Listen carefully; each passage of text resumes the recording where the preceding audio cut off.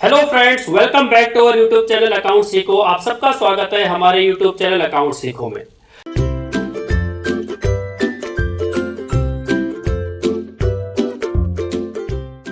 Friends, अगर हम बात करें क्लास 12th की, हमने क्लास 12th की अकाउंटेंसी कंप्लीट कर ली है। अब क्लास 12th का एग्जाम भी हो गया है, क्लास 12th के एग्जाम का रिजल्ट भी आ गया है। बात करें अब हम क्लास 12th के बाद आपको क्या करना है, तो कुछ बच्चे इनरोल कर रहे होंगे अपने सीए की जर्नी के लिए, चार्टर्ड अकाउंटेंसी का कोर्स करने जा रहे हैं। तो हम बात करें अगर चार्टर्ड अकाउंटेंसी के कोर्स की, तो उसके अंदर 3 स्टेप होंगे, फाउंडेशन, इंटर एंड फाइनल। तो सबसे पहले 12th के बाद आपको फाउंडेशन कैसे क्लियर करना है, हम उसकी बात करेंगे।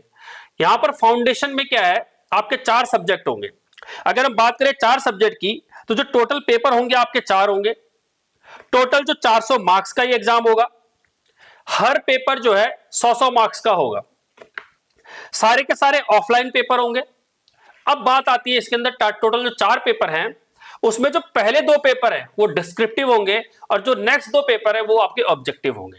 तो अगर हम बात करें फर्स्ट जो 2 पेपर होंगे वो क्या क्या होंगे, आपके principle and practice of accounting, जो कि आपका 100 मार्क्स का है और 3 घंटे का ये एग्जाम होगा। सब्जेक्टिव क्वेश्चन पूछा जाएगा। दूसरा जो आपका पेपर होगा होगा business law and BCR, business correspondence and reporting. ये भी आपका 3 घंटे का होगा और ये भी आपका सब्जेक्टिव होगा। अब आती है बात बाकी बचे हुए 2 पेपर की। जो 2 पेपर होंगे आपके, अगेन वो भी आपके 100-100 मार्क्स के होंगे, लेकिन उसके अंदर क्या होगा, ऑब्जेक्टिव होगा। वो है आपका business mathematics, logical reasoning and statistics. ये आपका 2 घंटे का होगा, लेकिन ये सारा का सारा ऑब्जेक्टिव होगा। और लास्ट जो पेपर आता है आपका business economics and business and commercial knowledge, ये आपका अगेन 100 मार्क्स का होगा, बट ये भी ऑब्जेक्टिव होगा 2 मार्क्स का। तो आपको देखना है कि जो आपका पूरा जो एग्जाम आने वाला है 400 मार्क्स का एग्जाम होगा, जिसमें 100-100 मार्क्स के 4 पेपर होंगे, जिसमें हमारा जो मेन टॉपिक होगा जो हम कवर करेंगे वो होगा हमारा अकाउंटेंसी। अकाउंटेंसी जो आप ऑलरेडी 11th में पढ़ चुके हैं, 12th में पढ़ चुके हैं, उसी का कुछ एक्सटेंशन है, उसी का इसका ये प्रारूप है। क्लास 11th में जो आपने पढ़ा है, क्लास 12th में जो आपने पढ़ा है, ये उसका एक्सटेंशन है। ठीक, तो ऑलरेडी आप काफी चीजें कवर कर चुके हैं, ऑलरेडी आप सारी चीजें पढ़ चुके हैं। अब इसमें हम क्या क्या चीजें देखेंगे वो हम आज समझते हैं। तो हमने कहा हमारा जो पेपर होगा सीए फाउंडेशन का, वो होगा अकाउंटेंसी का पेपर, जो कि आपका 100 मार्क्स का होगा। ठीक, हम इसको कवर करने वाले हैं। तो बात करें अगर अकाउंटेंसी के पेपर की, तो आपको सबसे पहले क्या पता होना चाहिए कि सिलेबस क्या है आपका, कि आपका जो सिलेबस है ये इंपॉर्टेंट है जानना है। क्योंकि आपको सिलेबस पता होगा तो आप इजीली क्या कर पाएंगे, क्वेश्चन सॉल्व कर पाएंगे। आपको पता होगा किस चैप्टर से कौन सा क्वेश्चन आया है, आप लिंक कर पाएंगे। तो आप ऑलरेडी सारी चीजें समझ चुके हो। तो अगर हम बात करें सिलेबस की, तो इसके अंदर हमारा सबसे जो पहला टॉपिक है वो है theoretical framework. It mean theory based question आएंगे। जैसे मान लीजिए 10 क्वेश्चन आ गए आपके 2-2 मार्क्स के, आपको एक्सप्लेन करना है क्या।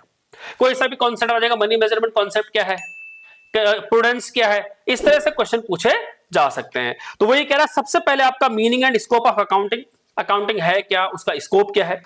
दूसरा टॉपिक है अकाउंटिंग कॉन्सेप्ट्स क्या है, प्रिंसिपल्स क्या है, कन्वेंशंस क्या है, वो टॉपिक है हमारा। तीसरा टॉपिक है कि कैपिटल एक्सपेंडिचर या रिवेन्यू एक्सपेंडिचर किसे कहते हैं, capital receipts and revenue receipts किसे कहते हैं, contingent assets and contingent liabilities किसे कहते हैं। This is our third topic under theoretical framework. अगर हम बात करें फोर्थ टॉपिक का, वो है हमारा अकाउंटिंग पॉलिसीज, क्योंकि हर कंपनी जब अकाउंट्स बनाती है तो they have their own policies, तो उस अकाउंटिंग पॉलिसी क्या होगी वो सीखेंगे।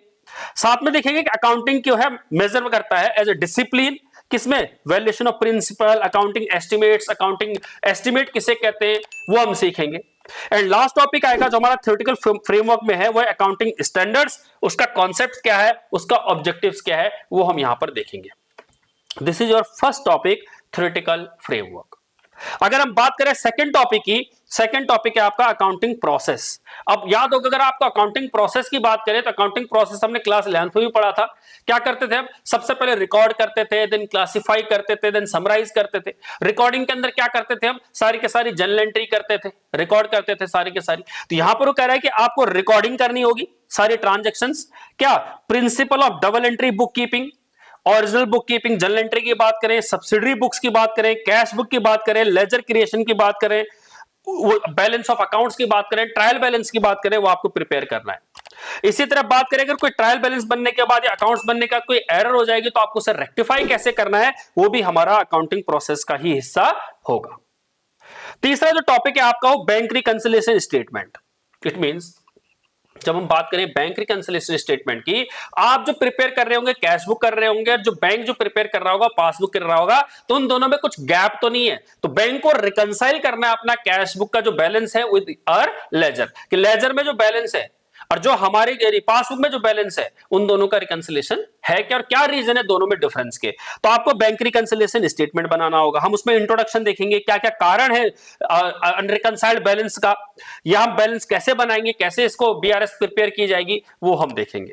नेक्स्ट हमारा इन्वेंट्री की अगर हम बात करें तो अकाउंटिंग स्टैंडर्ड 2 हम यहां पर कंसीडर करेंगे कि इन्वेंट्री कैसे वैल्यू करनी है, इन्वेंट्री को मेजर कैसे करना है, कैसे इन्वेंट्री की कॉस्ट लेनी है, तो इन्वेंट्री का मीनिंग क्या है, बेसिक्स एंड टेक्निक्स क्या है इन्वेंट्री वैल्यूएशन की, कॉस्ट ऑफ इन्वेंट्री कैसे कैलकुलेट करेंगे, एनआरवी नेट रियलाइजेबल वैल्यू क्या है, कैसे उसको कंसीडर किया जाएगा और उसे रिकॉर्ड कैसे किया जाएगा सिस्टम के अंदर।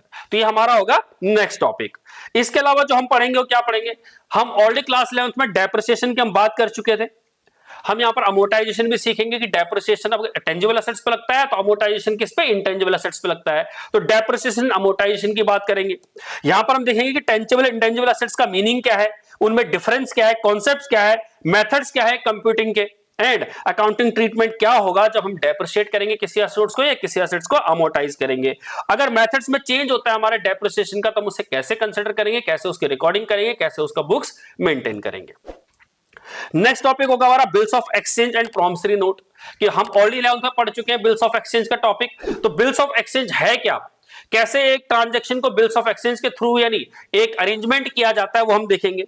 तो मीनिंग देखेंगे बिल्स ऑफ एक्सचेंज क्या है, प्रॉमिसरी नोट क्या है, उनका अकाउंटिंग ट्रीटमेंट कैसे होगा, अकोमोडेशन कैसे किया जाता है बिल्स का, वो हम इसके अंदर सीखेंगे। इसके अलावा सीखेंगे हम कि फाइनल अकाउंट कैसे बनाना है किसी सोल प्रोप्राइटर का। अगर सोल प्रोप्राइटर का अगर फाइनल अकाउंट बनाना है तो कैसे, मैन्युफैक्चरिंग एंटिटी होगी तो क्या करना है, अगर ट्रेडिंग एंटिटी है तो क्या करना है, कैसे हम ट्रेडिंग अकाउंट बनाएंगे, कैसे हम प्रॉफिट एंड लॉस अकाउंट बनाएंगे, कैसे बैलेंस शीट बनाएंगे, कैसे ट्रायल बैलेंस बनाएंगे, कैसे मैन्युफैक्चरिंग ट्रेडिंग अकाउंट बनाएंगे, वो हम सीखेंगे सारा का सारा फाइनल अकाउंट में। नेक्स्ट टॉपिक जो है हमारा वो है फाइनेंशियल स्टेटमेंट ऑफ एनपीओ, कि एक नॉन प्रॉफिट ऑर्गेनाइजेशन है, एक ऐसा ऑर्गेनाइजेशन जिसका यानी ऑब्जेक्टिव प्रॉफिट अर्न करना नहीं है, सोसाइटी को बेनिफिट प्रोवाइड करना है, इट भी सोसाइटी को सर्व करना है, तो उसकी अकाउंटिंग कैसे की जाएगी, कैसे उसका रिसिप्ट एंड पेमेंट अकाउंट बनेगा, कैसे इनकम एंड एक्सपेंडिचर अकाउंट बनेगा, वो हम इसके अंदर देखेंगे। तो सिग्निफिकेंस देखेंगे preparation of receipt and payment account का, इनकम एंड एक्सपेंडिचर अकाउंट का, बैलेंस शीट बनाएंगे, profit and loss income and expenditure and profit and loss में क्या डिफरेंस है वो देखेंगे। साथ में हम देखेंगे कि इनकम्प्लीट रिकॉर्ड, अगर हम सिंगल एंट्री की बात करें तो सिंगल एंट्री सिस्टम को कैसे कंसीडर किया जाएगा, कैसे उसकी अकाउंटिंग ट्रीटमेंट किया जाएगा, वो हम देखेंगे। और नेक्स्ट टॉपिक आएगा हमारा partnership and LLP account, limited liability partnership के अकाउंट्स कैसे बनेंगे, या पार्टनरशिप में ऑलरेडी आप काफी चीजें पढ़ चुके हो, फंडामेंटल ऑफ पार्टनरशिप पढ़ चुके हो 12th में, आपने देखा होगा, आपने एडमिशन देखा, रिटायरमेंट देखा, गुडविल का वैल्यूएशन देखा, आपने डेथ ऑफ पार्टनर देखा, इसके अलावा आपने नहीं क्या डिसोल्यूशन ऑफ पार्टनरशिप फॉर्म देखा, वो हम यहां पर देखेंगे। तो हम क्या देखेंगे, फाइनल अकाउंट जो है पार्टनरशिप फर्म का या एलएलपी का क्या होगा, admission, retirement, death including treatment of goodwill कैसे करेंगे। हम देखेंगे डिसोल्यूशन ऑफ पार्टनरशिप फर्म या एलएलपी कैसे होगा, इसके अंदर dissolution of assets, distribution of assets होगा विद यूजिंग पीसमिल डिस्ट्रीब्यूशन क्या होगा, वो भी हम सीखेंगे इसके अंदर। एंड लास्ट जो टॉपिक आता है आपका, जो क्लास अगर हम बात करें ऑलरेडी 12th में पढ़ चुके हैं, कंपनी अकाउंट, बट उसका थोड़ा एक्सटेंशन है, उसके अंदर कुछ और चीजें भी, जैसे हमने क्लास 12th में पढ़ा था issue of share and issue of debenture, उसके अलावा हम यहां पर बाकी चीजें भी देखेंगे। टॉपिक्स क्या क्या होंगे हमारे, अगर हम बात करें शेयर्स किसे कहते हैं, डिवेंचर्स किसे कहते हैं, इश्यू ऑफ शेयर क्या है, डिवेंचर क्या है, फोरफीचर ऑफ शेयर्स क्या है, री इश्यू ऑफ फोरफीटेड शेयर्स क्या है, ये हम ऑलरेडी कंसिडर कर चुके हैं। इसके अलावा अब यहां पर क्या देखेंगे कि प्रेफरेंस शेयर्स को रिडीम करना है या डिवेंचर को रिडीम करना है तो कैसे करेंगे, रिडेम्पशन ऑफ डिवेंचर हम ऑलरेडी पढ़ चुके हैं काफी हद तक क्लास 12th में, बाकी रिडेम्पशन ऑफ प्रेफरेंस शेयर कैसे करना है वो हम देखेंगे। साथ में भी देखेंगे कि कैसे बोनस शेयर इशू किए जाएंगे, कैसे राइट शेयर इशू किए जाएंगे, कैसे उनका अकाउंटिंग ट्रीटमेंट किया जाएगा। ये था हमारा पूरा का पूरा सिलेबस किस चीज का, सीए फाउंडेशन का। अगर हम बात करें सीए फाउंडेशन की, this is the complete syllabus of CA foundation किसका? अकाउंटिंग का, कि जो हमारा अकाउंटेंसी है उसका पूरे का पूरा सिलेबस क्या है। तो हम यानी क्या करेंगे, अभी हमने सिर्फ सिलेबस के बारे में सीखा है, हमने सीखा किस तरह से हमारा यानी एग्जाम पैटर्न होगा, किस तरह से हमारा कितने मार्क्स का क्वेश्चन पेपर पूछा जाएगा, ये हमने थोड़ा बेसिक्स आपको दिया है। आज बात करेंगे अगर हम क्लास स्टार्ट होने की, तो जो हमारी क्लास स्टार्ट होगी वो नेक्स्ट क्लास से होगी। इट मींस जो हमारा नेक्स्ट वीडियो होगा उसके अंदर हम एक एक चीज डिफाइन करेंगे, हम थ्योरेटिकल फ्रेमवर्क से स्टार्ट करेंगे, एक एक टॉपिक स्टार्ट करेंगे, एक एक टॉपिक कवर करेंगे, और आने वाले टाइम में जल्दी से जल्दी मेरी फाउंडेशन के अकाउंटेंसी को कवर करेंगे। इस तरह से हम अपनी यानी सीए की जर्नी स्टार्ट करेंगे, सीए फाउंडेशन का अकाउंटेंसी का कोर्स कवर करेंगे। बाकी अगर आपको कोई डाउट आए तो आप कमेंट सेक्शन में लिख के भेज सकते हैं।